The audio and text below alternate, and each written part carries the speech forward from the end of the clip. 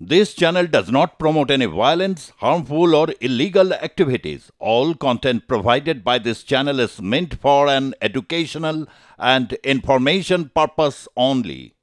ছাত্র আন্দোলনের নামে কারা সন্ত্রাস করছে সুইডেন আওয়ামী লীগের নেতাদের সঙ্গে আলোচনায় তার বিস্তারিত জানান বাংলাদেশের প্রাক্তন প্রধানমন্ত্রী শেখ হাসিনা।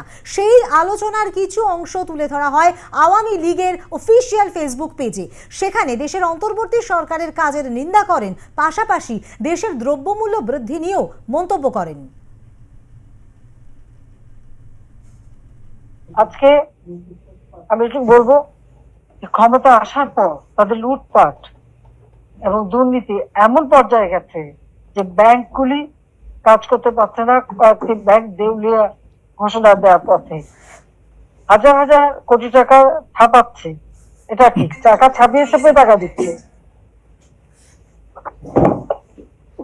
কিন্তু তাতে মানুষের কোনো উপকার হচ্ছে না। চাল, ডাল, তেল, নুন, এমনকি মরিচ, পেঁয়াজ, ডিম, মুরগি, মাংস সবকিছুর দাম বেড়ে গেছে। মানুষের সাধারণ মানুষের ক্রয় ক্ষমতার বাইরে, মানুষ কিনতে পারছে না। কারণ একটা গ্রামের থেকে আমাকে ফোন করছে যে 1 কেজি ঢেঁড়স কিনতে হয়েছে তাকে 140 টাকা দিয়ে, আলু 80 টাকা,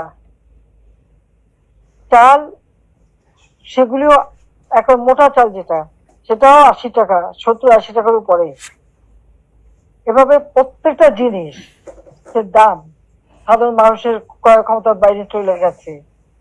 আমরা 1 কোটি মানুষের জন্য পরিবার, 1 কোটি পরিবারকে পারিবারিক কার্ড দিয়েছিলাম টিসিবি কর্তৃক।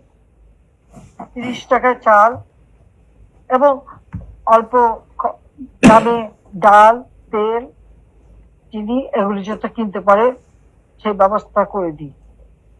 আমরা দেখলাম সেখান থেকে 43 লক্ষ মানুষের নাম বাদ দিয়ে দিয়েছে। কেন? আর সেই মানুষগুলি কার্ড দিয়ে কান্নাকাটি করছে। তারা কি মানুষ না? তাদের কি কিনে খেতে হবে না? দিয়ে আসছি তো, আমি টাকা পয়সা রেখে আসছি, 20 লক্ষ মেট্রিক টন চাল রেখে আসছি। তাহলে এই মানুষগুলোকে কেন বঞ্চিত করলো? আমার মনে হয় কি জানেন, আসল কথা ওই টাকা পয়সাগুলি, কারণ ওই যে পণ্যগুলি কিনতে হবে এবং মানুষকে স্বল্প মূল্যে দিতে হবে, ওই টাকাগুলিও তারা আত্মসাৎ করে নিচ্ছে।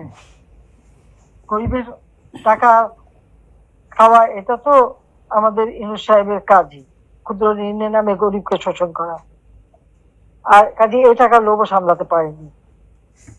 সেই সাথে বয়স্ক ভাতা, বিধবা ভাতা, প্রতিবন্ধী ভাতা, মুক্তিযোদ্ধাদের ভাতা, এমনকি ছাত্রবৃত্তি, উপবৃত্তি সব বন্ধ।